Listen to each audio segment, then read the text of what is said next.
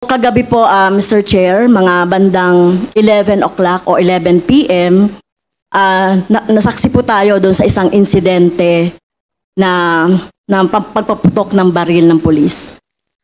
So binabagtas po namin, ewan ko pa lang po kung main road ito ng BGC, meron pong pulis sa harap namin, police car, at merong dumaan na naka-motorbike sa harap na. Lumabas po yung police, Mr. Chair, doon sa mobile car po. Lumabas po yung dalawang police at nagulat po ako, Mr. Chair, pinaputukan ng isang police yung naka-motorbike. Natakot po ako, Mr. Chair, at kinila na lang po ako ng aking mga kasamahan at pinadapa. Tinitake ko po ito as personal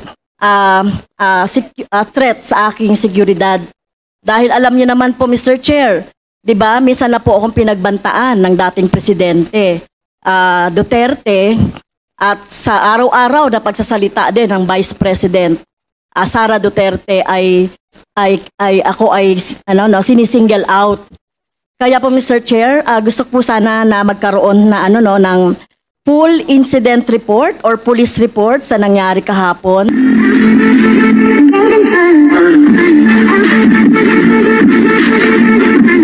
So the next to deliver her manifestation is Congresswoman Franz Castro. You are recognized. Thank you, Mr. Chair. So dalawa po yung manifestation ko, Mr. Chair, and I would like to ask your permission. Yung tungkol po dito sa ginagawa nating sa Quadcom at yung insidente po kagabi na nangyari sa akin na may relasyon sa aking seguridad. Thank you, Mr. Chair. Dagdag sa nauna nang sinabi ni Representative Arlene Brosas, gusto ko lang ding idiin kung bakit mahalagang isama sa deliberasyon ng Quadcom ang mga testimonyang maririnig natin maya-maya. May natuklasan tayong mga kababalaghan sa Pogo at hindi maitatanggi ang kamay ng former President Duterte, kaya ngayon may ilang natutunan tayong ina-apply sa pamamagitan ng Anti-Pogo Bill. Para yon ma-rectify, maitama,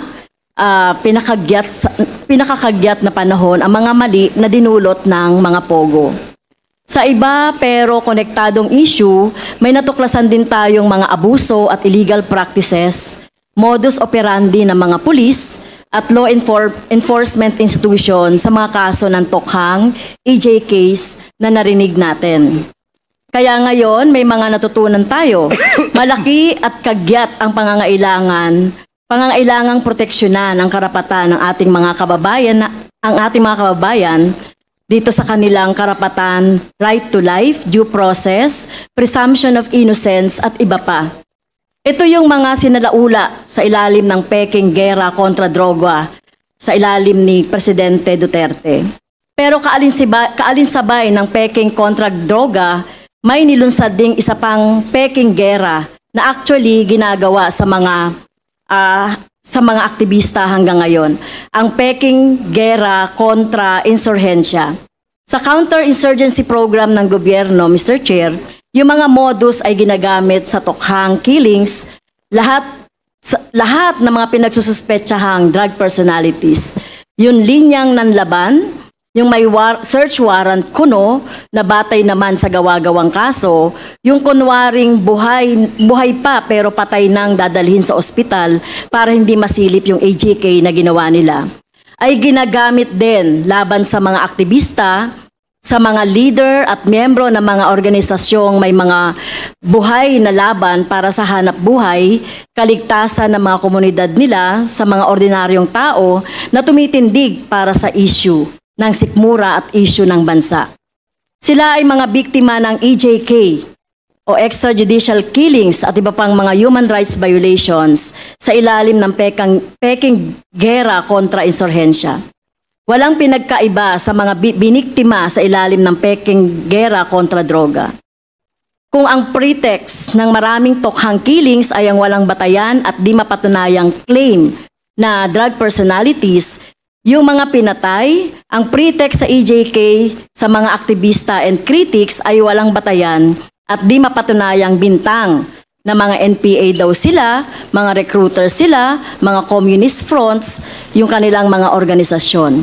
Naniniwala kami, Mr. Chair, na hindi dapat nating isara ang super committee na ito ang taon ng hindi natin nasisilip ang mga kwento ng ilan sa mga biktima ng Peking Gera kontra insurhensya.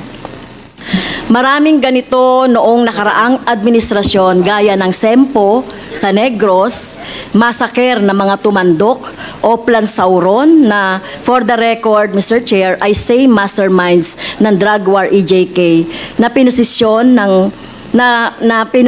ng PNP, CIDG at iba pa. Pero nagsimula po tayo sa kaso ng EJ case ng 3 minasaker na sa isang Bloody Sunday noong 2021 sa Calabar Zone. Andito po, Mr. Chair, inilibatahan ng committee ang mga kaanak nila. It is our plea, Mr. Chairs, that in the corrective legislation the House is fashioning right now, such as the Anti-EJK Bill and Human Rights Violation, Victims Reparation and Recognition Act, that this representation is soon to file. We consider the inputs of our resource persons because their inputs are born from the ultimate sacrifices of their loved ones.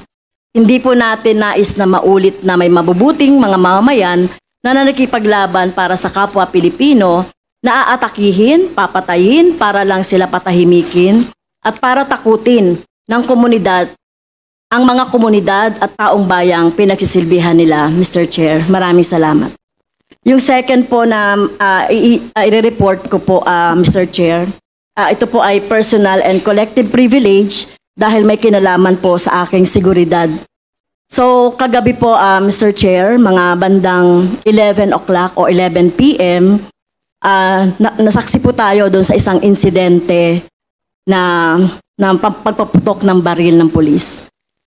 So, binabagtas po namin, ewan ko pa lang po kung main road ito ng BGC, meron pong pulis sa harap namin, police car, at merong dumaan na naka-motorbike sa harap namin hanggang sa lumabas po yung police, Mr. Chair. Doon sa mobile car po. Lumabas po yung 2 police at hinabol po yung naka-motorbike at yung pong naka-motorbike ay dumaan sa harap namin hanggang doon pumunta sa likod. At nagulat po ako, Mr. Chair, pinaputukan ng isang police yung naka-motorbike. So hindi namin alam kung anong insidente ito, ano ba itong mga naka-motorbike na ito. Talagang natakot po ako, Mr. Chair, at kinila na lang po ako ng aking mga kasamahan at pinadapa, at pinadapa. Natakot po ako, Mr. Chair, dahil bakit po nagkakaroon ng ganitong insidente na sa gitna ng traffic, Mr. Chair, ay nagpapaputok ang pulis. So tingin ko po ay hindi tama ito dahil sa gitna po ito ng mga sibilyan at traffic po ito at marami pong sasakyan. So, naalala ko po, Mr. Chair, yung insidente na naganap noong 6 years ago sa Talaingod, na kung saan, nandun po kami sa isang lugar sa Talaingod, ay pinaputukan din ang sasakyan ko ng dalawang riding in tandem. Kaya po, sana po ay, magkaroon tayo ng report, lalong-lalo na po dito sa station ng police, na sumasakop po sa BGC, kung ito po ba ay legitimate na operation. Pero hindi po dapat nagpapaputok sa harap ng mga civilian. Alam ba nila na nandoon po ako? Sa gitna po nagpaputok, hinabol sa likod. Kaya po, Mr. Chair, tinitake ko po ito, kung hindi po magkakaroon ng police report na kung ano man po itong insidente na ito, tinitake ko po ito as personal threat sa aking seguridad. Dahil alam niyo naman po, Mr. Chair, di ba, minsan na po akong pinagbantaan ng dating presidente Duterte at sa araw-araw na pagsasalita din ng Vice President Sara Duterte ay sinisingle out. Kaya po, Mr. Chair, gusto ko po sana na magkaroon na ng full incident report or police report sa nangyari kahapon doon sa BGC. At maituring po ito na makonsider itong serious. Dahil siguro tayo po, ako tinitignan ko rin ito na may kinalaman sa aking trabaho dahil alam niyo naman po ako yung very vocal no dun sa pagsasalita sa mga committee, sa Quadcom, sa Good Government. Kaya po sana po ay mapatawag natin ang station commander, i-report itong insidente na ito at yung dalawang pulis, yung isa doon ay nagpaputok. So hindi dapat nangyayari yan, lalong-lalo na no, sa gitna ng mga civilian, Mr. Chair. Okay, we take note of the the manifestation of Congresswoman Franz Castro. Nandito naman po ang ating mga kawani ng Philippine National Police, ang office ng CIDG. So please, who is representing CIDG here now? The NPNP? May I know, Colonel, what is your name? Yes, sir, Mr. Chair. I am Police Colonel David Poklay of the CIDG, the Deputy Director for Operation. And Okay. I represent Police Brigadier General Torres, sir. Okay, thank you, Colonel. Colonel, Thank you, sir.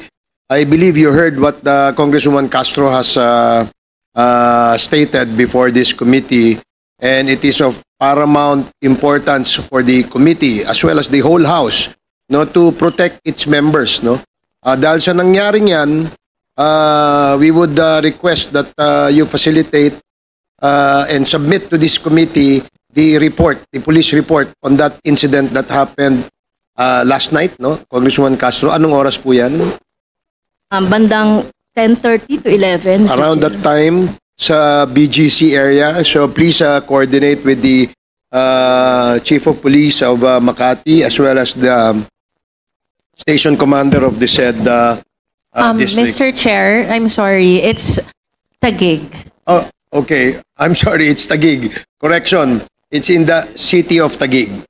Okay. So, Thank you. PNP, please take note of that and submit the report to this committee.